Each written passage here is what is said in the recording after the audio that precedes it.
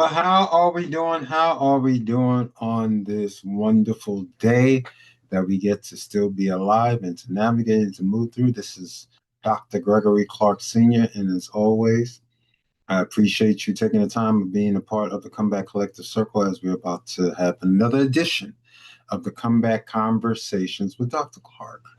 And today we're going to get into digital money, and this week's monologue is not going to be long.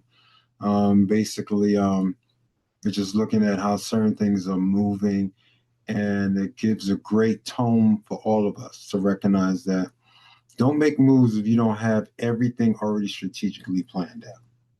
Don't make a move. We can see that by what our United States administration has done in a global space. First with the tariffs when they first came into office early 2025, and how that's impacted global trade, and now even up to this very second, the time of this taping, well, what's happening from an economic standpoint. Whereas, you know, things are just artificially at a level that they shouldn't be. They just shouldn't be.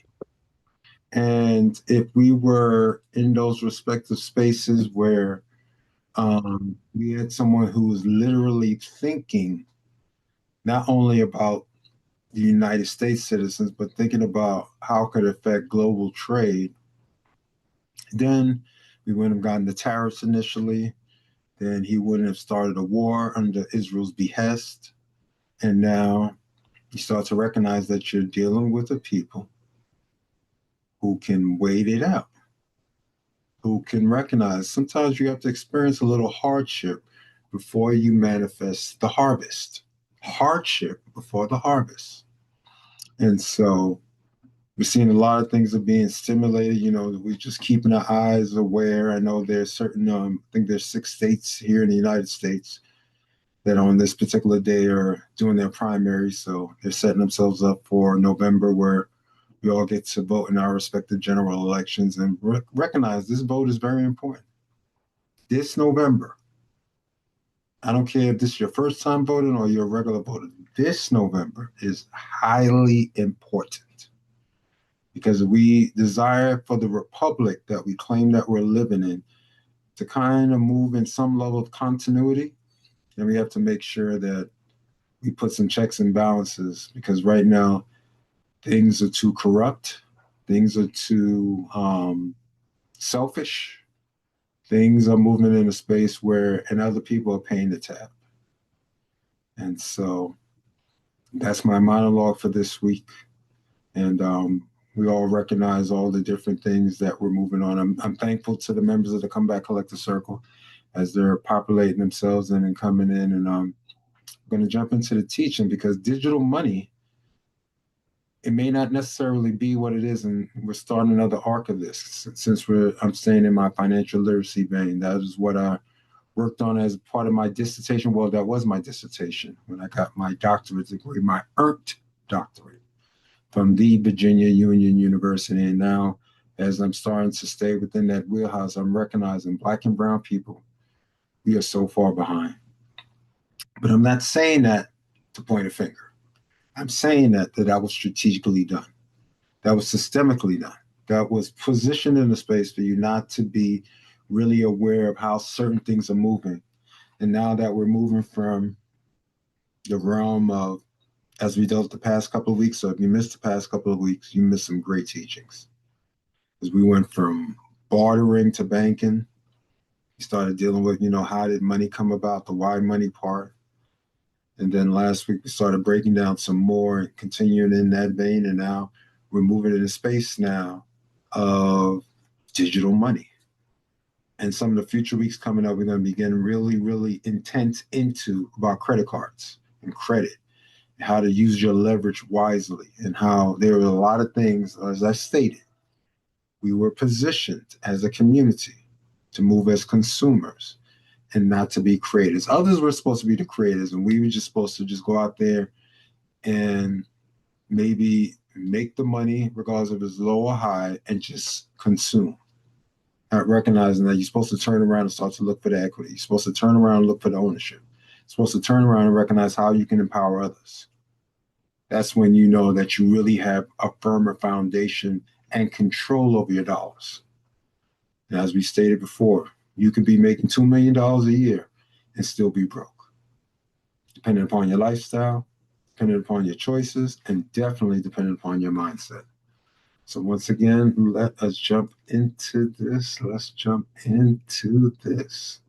Let's get this show on the road. Get this show on the road.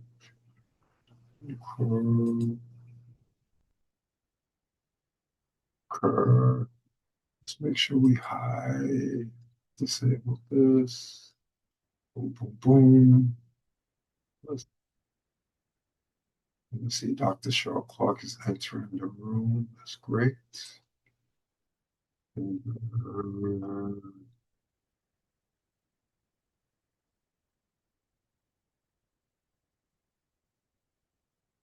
Hey, Miss Johnson, how are we looking?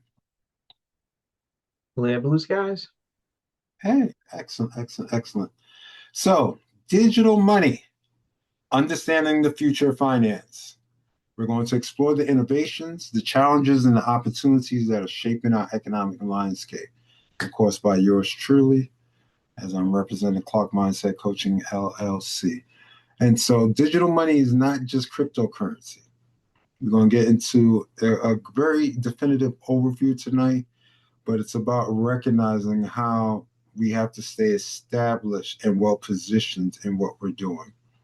And yes, our money is getting digital. We're moving in a space now where when you think about millennials and Gen Zs, they have way more options than going to the traditional bank. A lot of times, even how they're banking, it's not necessarily banking. They may have like Chime or some of these other outfits that are out there that are not the traditional bank, but they give them the access, they give them the parameters, they even give them the routing number. It technically is not really a physical bank. So we have to understand that there are so many opportunities out there that some of us that may have been, just, comfortable with just a brick and mortar, that's not necessarily it. But we're recognizing that there's something else that's moving and shaking, and digital money is here to stay.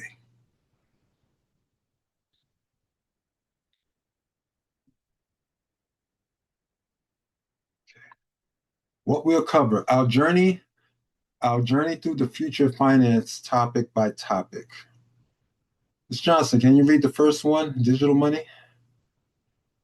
Digital money, exploring the evolution of money in the digital age.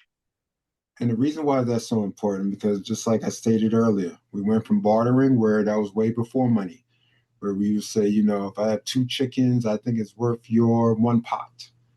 And then somehow we came to an agreement, and that was the way trade happened. But then we started to recognize that bartering doesn't necessarily work for the long term.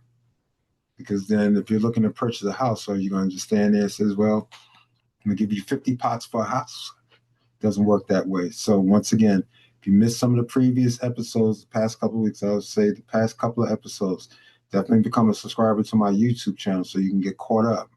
So you're in the conversation as we continue to evolve it. I believe Dr. Cheryl Clarke is here. Dr. Cheryl, can you read mobile payments?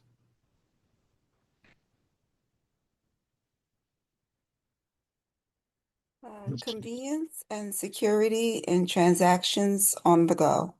Thank you. And that's how we start to notice, the positioning of Cash App, positioning of Venmo, positioning of PayPal. All these are mobile payment exercises that allow you to either receive resources or to send them out. And before, and it goes back to a conversation that goes back a couple of weeks ago, where I know Dr. Cheryl was looking for a check. And I recognized that. I says, wait a minute. Even I remember when I used to have my checks and I had my checks, situated. I knew where my checks were. But no one who really writes checks these days. And even if you do, is that really what you could be doing? Even the other day, myself and Dr. Cheryl, we visited. We were, privy to be at a great event. We started to recognize, by participating, all you do is open up our phones and say, okay, I'll give whatever I'm going to give right here. I didn't have to sit here and be like, oh my God, where's my wallet? Did I leave my wallet in the car? Oh my God, I have no cash on me. No. Everything is mobile. Whipped out my phone, picked the particular platform that I had the access to funds, sent it away, and it was instantaneous. They didn't have to sit there and wait for a check to clear. They didn't have to sit there and wait for a clearinghouse. The money was right there. Cryptocurrency, decentralized finance, and new investment opportunities. Now, cryptocurrency is not going away. You may still hear about Bitcoin. You still may hear about Ethereum. You still may hear about Doge and Shiba Inu. And, there's a plethora of them out there. But we have to recognize until the landscape gets kind of stable, some of the potential gains or some of the potential possibilities are right now still at that burgeoning stage. But a lot of that is effective also based upon economic factors that'll go outside the cryptocurrency that will help enhance the worth and the movement of it. So we'll definitely get into that as well. The blockchain, the underlying technology enabling trust and transparency. That's what cryptocurrency moves upon, the blockchain. And we're going to get into that as well. And definitely next week, we're going to get more in depth in that as we really get into some of the aspects and behind the scenes of why cryptocurrency and even the digital aspect is so important, because a lot of these central banks are starting to move towards that vein. Ms. Nicole, can you read digital economy? How digital transformation is reshaping global commerce. Now think about this. Back in the day, if you want to say purchase something from Asia, you would have to be probably looking for like a bank check or an official check. You'd be having to send money overseas, mail it out, wait till they receive it. Once it clears from them, then they'll ship out the item and all this, that, and the third. These days, where how the economy is set up, you can be ordering something from Dubai, and once they see that they've received your money digitally, all of a sudden they can be shipping your stuff out and you can have it in a couple of days. It has transformed the way that we move in commerce. It has transformed the way of saying that you just needed snail mail, which is like regular mail or mailing a letter. You don't need that these days. And we knew the advantageousness of it when email became prevalent. It all started with AOL, you got mail, and then moved to Yahoo. Then after a while, there was a time I remember when Gmail was something you had to be sponsored to get it. That's how I got my Gmail. Someone sponsored me to get my Gmail. Gmail wasn't as readily available as it is now. For some of you who are under the sound of our voice hearing us share this information, there were times before you had to be sponsored in to get a Gmail account. But digitally now, and especially in some of the avenues and platforms that you're moving, it's almost par for the course that you need that type of adaptation so you can move appropriately. And preparing for the future, the strategies for adapting to an ever-changing financial landscape. Everything is changing. There's change happening every single day.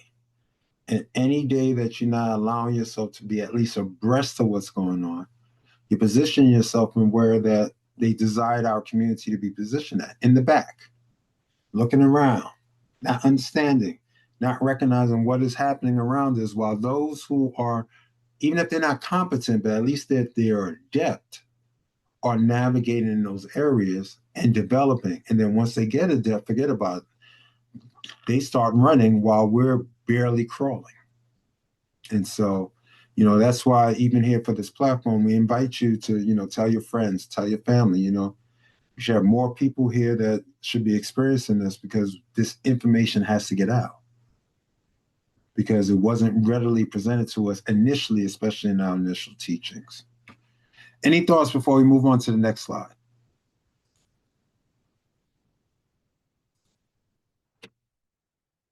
Digital money. Ms. Johnson, can you read that paragraph for me, please? Money continues evolving. Digital payments have grown from 1.7 trillion in 2014 to 18.7 trillion globally in 2024, nearly an 11-fold increase. The total value of digital payments is expected to exceed 33.5 trillion by 2030. Now you see the upward trajectory. 2014, iPhones are still probably in single digits.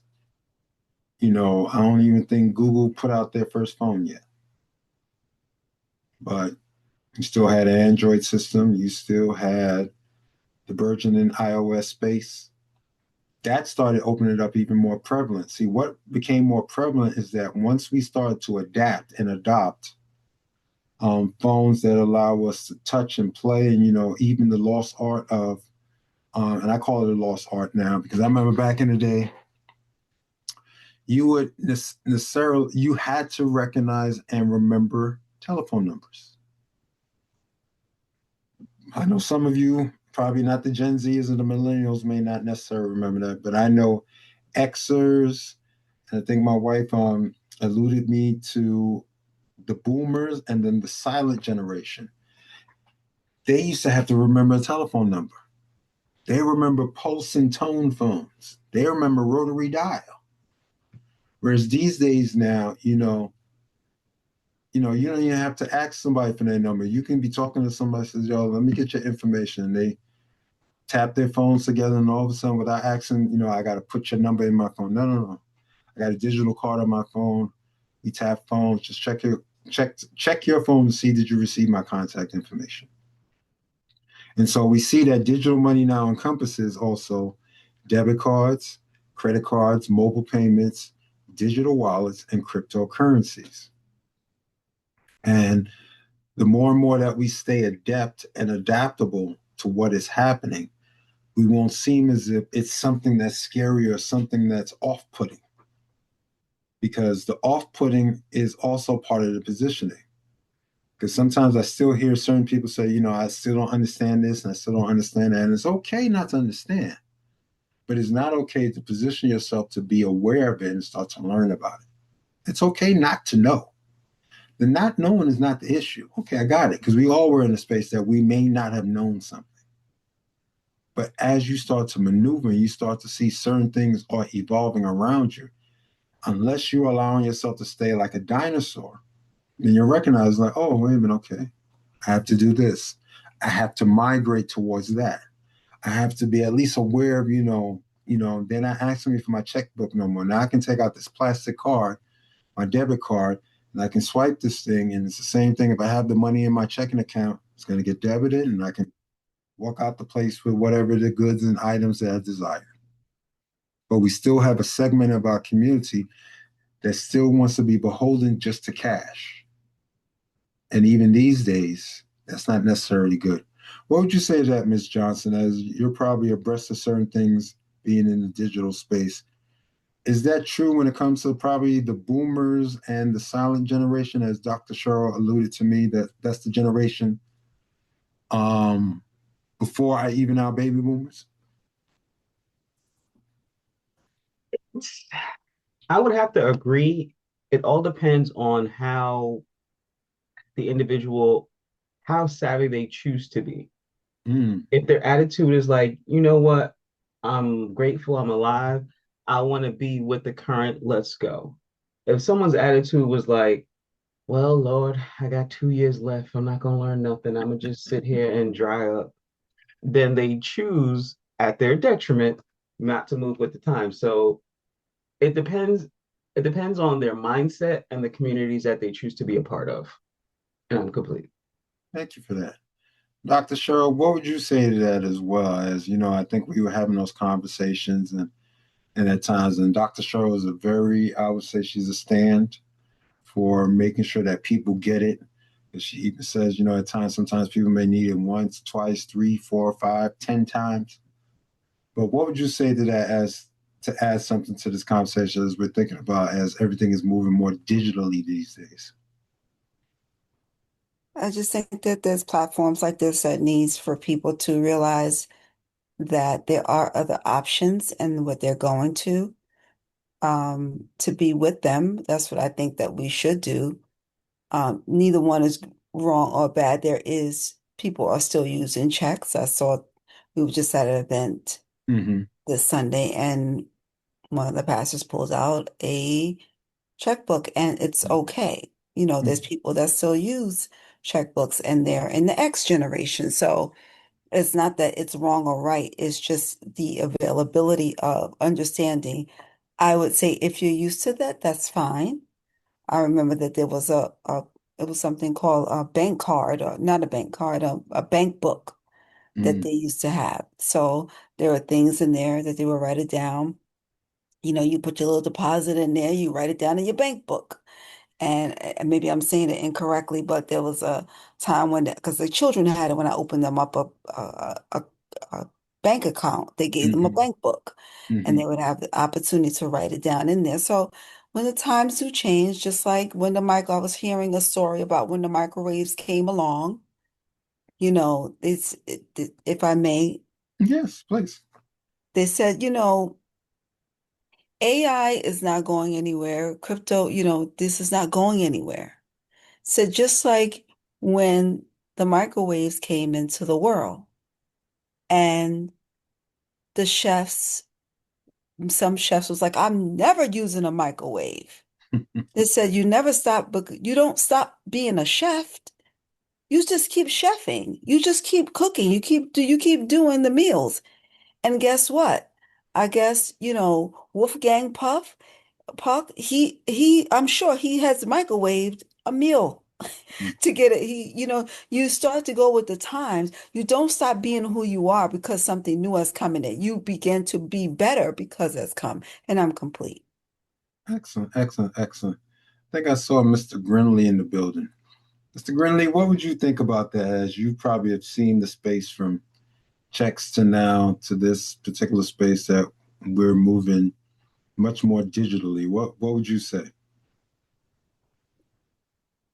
Hello, family. It's good to be back. Amen. A lot of wisdom. Sometimes the conversation is more than stimulating. It's like a breath of fresh air, considering that this type of information, although readily available, we don't step into it with the ease that we should because we're a part of our history. But just listening, you know, Excellent. Thank you for it that. it Mm, it get on, it Lord. Keep on. it invites you to realize that you have to embrace ideas that are sometimes difficult. I have, in my own opinion, a kind of a dinosaur mentality. I need sometimes you're dealing with some of these creditors, businesses, and they say we're going digital. Would you like to go digital or paperless? And I'm addicted to paper because it's a reminder for me that there's something that needs to get done. Now, if I don't happen to jump on um your the way you're billing me, and it only comes via an email now or a text, and I don't get to it, I'm more likely to be late with that bill payment. But when I see that paper and it's there sitting on my desk looking at me in the face, my dinosaur disposition finds it hard to let that go. So forgive me if I don't jump into the new way as readily as I should, but that's where I am for the time being. Oh, that is definitely okay. That's why I said we're recognizing, and that's why we're recognizing the evolution of it. And the same way that even though we're still moving in a particular direction, it's still it's not a make wrong. It's just recognizing that, the same way they stopped printing a penny. The US Mint here in the United States has stopped printing pennies. Pennies have stopped printing since I think it was early this year. I think it was February or March. And the last penny ever printed by the US Mint was printed. That means there's pennies in circulation. There's probably people who got plenty of pennies in their house, drawers and whatever the case may be around the house. We got pennies around here as well. But to say that a new penny after 2026, there's no such thing. And even certain stores and groceries and things of that nature have started to adapt. Even the United States Postal Service has adapted. Sometimes they may round it up or round it down because they recognize, like, wait a minute, we don't have pennies. So if it's costing you $3.43, now if you have the 43 cents, excellent. But we may not necessarily be giving you a penny back or pennies back. So we may round it up to 45, or depending upon what it is, if it was 42 cents, it may get rounded down to $3.40. So we also have to look at that from that aspect as well. And Mr. Gregory, to get your insight as a Gen Z, what would you say in regards to the implementation or how your generation moves to it? Because I don't think y'all really move in checks and things of that nature. What would you say? That was gonna be the one thing I was gonna say. Like, I don't even remember the last time I even looked at a check for me to write. Like, just realizing that, like, I don't even like. I remember getting a checkbook when you guys first opened us up, um, our checking accounts. But after that, I don't know. Everything's digital. Like, our whole generation is mostly digital. Um, I mean, I get cash here and there, but everything is more online. I'm complete. Thank you. Appreciate that. We're going to move on to the next slide. Mobile payments. The technology has made exchanging money almost instant. And I'm going to come to you, Ms. McIntyre, because I want to get your voice as well. But technology has made exchanging money almost instant. In 2024, global mobile payment transaction volume hit 8.1 trillion, and 32% of all US payments were made via mobile phone, up from 28% in 2023. I would love to, should have got the statistics for 2025. They're probably still banding or getting that data together. Physical cash is becoming less common as digital wallets take over everyday transactions. So, Ms. McIntyre, how about yourself? Are you more still cash in hand, or are you more comfortable in the digital space? I love the digital space for its convenience. Mm. So, with my sometimes hectic schedule, I love it. Not have to go into a bank to do a deposit. Everything is online, and being able to transfer, just transacting um, in that digital space. I just love it for its convenience. However, um, there's sometimes I go into businesses and all they demand is cash. Mm. They won't take a card. They just demand cash. Mm. And, that's problematic because, if I have $20 in my wallet, that will last me sometimes 2 months because I just don't use it. Yeah. So I've had those experiences. And as it relates to like the older generation, the baby boomers and older, as Dr. Charles talked about earlier, I think they want to embrace it, but they're afraid. There's an element of fear there because of a lack of knowledge is one, and also being scammed, you Mm. know. So there's an element of fear there because they don't necessarily always know how to maneuver. But I'll have my mom say, "Hey, could you send this money via Zelle?" So Mm. she wants me to do it, but she won't do it because she's like, "No, I'm going to get scammed." So um, yes, yeah. So that's my input. That I love it, but in my world, there are times when I hit those hurdles where places they only want cash. Um, and I'm complete. Thank you for that. And it's interesting because now, as you brought that up, Miss McIntyre, there are plenty of businesses now that are refusing to take cash. You have some high-end restaurants, some high-end spaces now that they desire no cash from you. They desire everything to be that you want to pull out a debit card, or you're going to pull out your mobile phone. Even when you tip the employees, like I know there's certain restaurants that I know that at times that myself and Dr. Cheryl Clarke will go to, even down to the tip, it's like, please use the little kiosk right here and do your little and please pay right here. You want to take out your card. If it has the NFC, and all of a sudden they can do it without you even sticking a card into a slot, without, or you don't even have to slide it.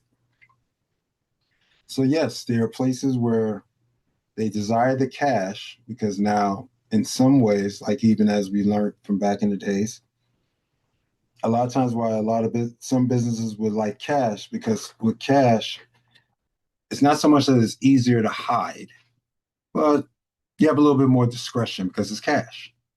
There's less of a paper trail if it's cash. But in the digital footprint, and that's where some of the people have been complaining about, especially when we think about boomers and probably some of the silent generation, is that now, as we continue to move upwardly mobile in this space of digital technology, which I can agree with to some extent, because I don't like people all up in my business. I like the fact that, you like the autonomy of saying, if I choose to do this because I'm choosing to do this, I don't need you monitoring me saying that, okay, we noticed that you did X amount of transactions, blah, blah, blah, blah. Like, wait a minute. Why are you all up in my business like that? Why are you tracking me? And so I can understand where some of maybe the silent generation will start to sit there and say, because that generation wasn't really positioned to be in technology. There was a time frame where people thought that the computer was the devil, or certain things, like, as they say right now, you have certain people right now who will walk around and express to whoever that will hear them, that's saying that AI is wrong and this is wrong and that's wrong. And it's like, wait a minute. Why do we put these scarecrows up? Why do we position ourselves to be fearful and afraid when we're not supposed to be afraid of anything? Instead of saying, okay, I see that this thing is happening over here. Let me find out what's going on. Because it's easier to bury any of our heads in the sand and be like, oh, no, I'm just used to cash. You got to pay me cash. I don't want to hear nothing about no crypto or no this or no wallet, no digital. No. In some ways, you could be keeping yourself away from the commerce level globally that's happening right now. Everything is global. And so, as we can see, that 32% in all transactions in 2024 were done by the cell phone. Think about that. That means almost a third of the transactions in this economy, someone picked up their phone, regardless if it's the newest level device or they still have not decided to upgrade, but their phone is still working and the screen is all cracked up. That's how they sent their money or sent the payment or took care of a responsibility. They whipped out their phone and said, here's your money. So physical cash is becoming less common. And yes, there are some places that are attempting to hold on to it, but it's starting to become less and less common. And when you think about it, you have some stores now, like I know Amazon has a few of their stores that they're still in those beta testing modes because they're not as, widely accepted as of yet. But you have those stores where, if you're a Prime member, and you walk into that store, and it's like a mini grocery store, and all of a sudden, you pick up a couple of items, and you go near the cash register, and it's not the cash register of old. You walked in, it scanned you, it recognized you, has your credit card already on file. You go in there, pick up 2, 3, 4 items, and before you know it, you walk out the store, And next, you get an email stating that, okay, we just debited your account $15.63 because we noticed that you picked up this item, that item, that item, that item. Thank you for coming into our store. And you didn't reach for a wallet. You didn't even take out your cell phone. And even as I said, maybe a week or maybe a couple of weeks ago, even up to our grocery store that's near ShopRite. Now you can put your cell phone in specific types of shopping carts, and it'll look if you have stuff that is on sale, it'll figure it out. And by the time, as long as when it's time for you to leave the store and you leave by the cash registers, that thing will start to debit because your cell phone is there. And if you have your mobile wallet, it will debit your account and you walk out the store. That's where the world is going. Now, are we ready for that? So we're going to move on to the next slide. But that's something to think about because time waits for nobody. And as we become aware and make sure that even our elders or those that may not be comfortable enough, coming to you, Ms. Johnson, that needs to be aware of how to move and to navigate, you still have to recognize that, progress is gonna go regardless if we participate or not. Yes, Ms. Johnson. Yeah, two quick things. In answer to your previous question, for 2025, it's estimated that mobile payment was about 10.6 trillion, according to the persistent market research. And the second part was yesterday I was watching, I forgot what social media space, and it was talking about the reverse ATM. And I'm like, what the heck is a reverse ATM? Where you feed cash in and it gives you a Visa or a MasterCard to make payments. And I'm like, why the heck would you want to do that? And I'm still grappling with that question because I'm like, is cash really that scarce when people just really don't want to deal with it at all? So you can go to a kiosk and just put money in.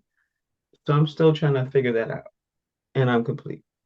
Thank you for that. Well, that goes back to what I was stating because, and especially the higher end stores now, they're saying that a lot of like the boutiques and places like that, they don't take cash anymore.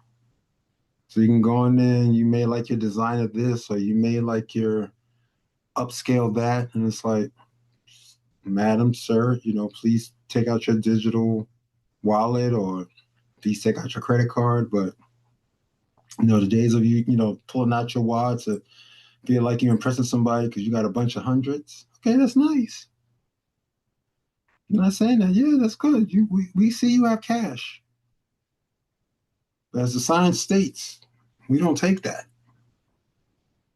So that reverse ATM that you're looking at is probably for those individuals that's saying, okay, we're about to go out on the town, we're gonna go to this high-end space, and all of a sudden they're alluding to the fact that we do not take cash.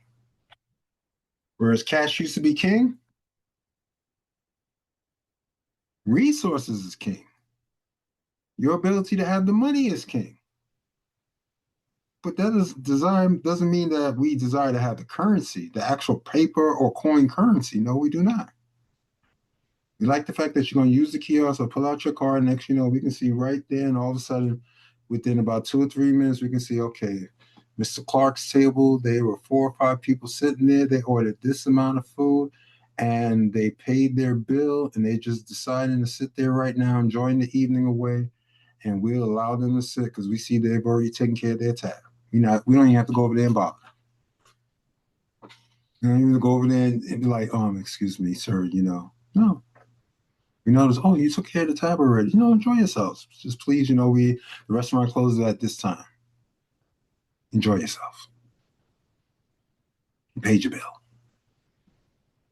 It's just something to think about. Just something really, really to think about. Okay, why did I go backwards? Okay, there we go. Okay. Cryptocurrency. Uh, Dr. Cheryl, can you read that paragraph for me, please? Hmm. Cryptocurrency is digital money secured by how you say that? Cryptography. Cryptography. Cryptography. As of 2024, 562 million people worldwide, about 6.8% of the global population, own some form of digital currency, up to 33%, and from 420 million in 2023. Many operate on a blockchain technology. Hmm. And so as of 2024, yeah, think about that. Almost 7% of the population have some form of digital currency. Not a make wrong.